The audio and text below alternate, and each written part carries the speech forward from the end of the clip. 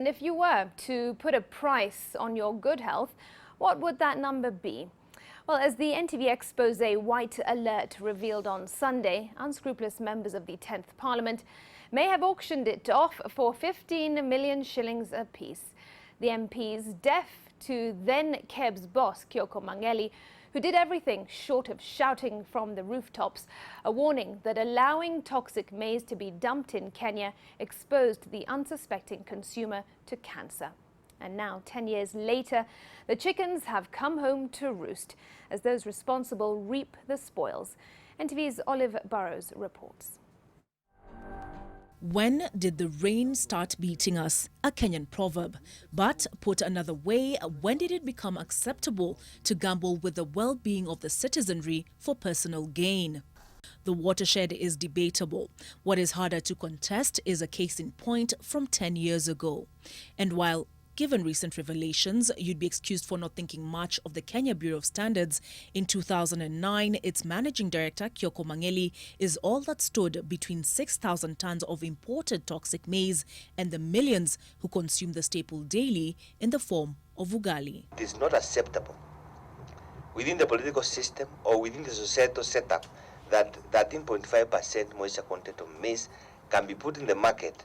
I'm more than 100% sure that it affects people and that within the next 10 to 15 years, we'll also have serious cases of cancer. With that statement, he crossed a political red line. The Prime Minister, Raila Odinga, as chair of the Cabinet Subcommittee on Food Security, had sanctioned the importation. The John Mutudho chaired Parliamentary Committee on Agriculture uncovered how the Kenyan taxpayer was fleeced of 3.6 billion shillings in inflated costs.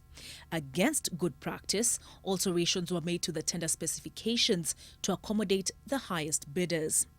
The committee, in its report on food security and the maize shortage, also revealed that Mombasa maize millers hoarded 500,000 bags of maize at the height of the famine to create an artificial shortage and drive up the price.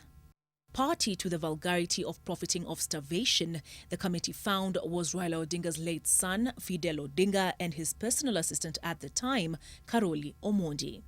Mangeli accusing Omondi of actively seeking to coerce the Kenya Bureau of Standards through threats to certify the toxic maize as safe for human consumption. Apart from calling for investigations by the Anti-Corruption Commission, the report also recommended the sacking of the National Cereals and Produce Board Managing Director, Gideon Misoi, for abetting an illegality.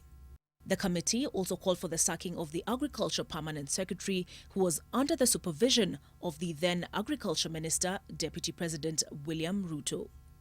But MPs, putting political expediency ahead of conscience, according to Mutudho and Jeremiah Kioni's recollections, buried the report. By the time we were voting for the report, initially we started as 22 members of parliament. In parliament, they all disappeared.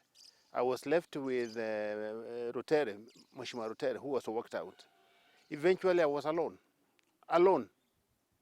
alone, debating against the likes of Olengo, the likes of Raira, the likes of Ndimama, and all the other 72 of them, the other side. Imagine John Mutudho against 72 members, and then every debate in parliament ends with a vote.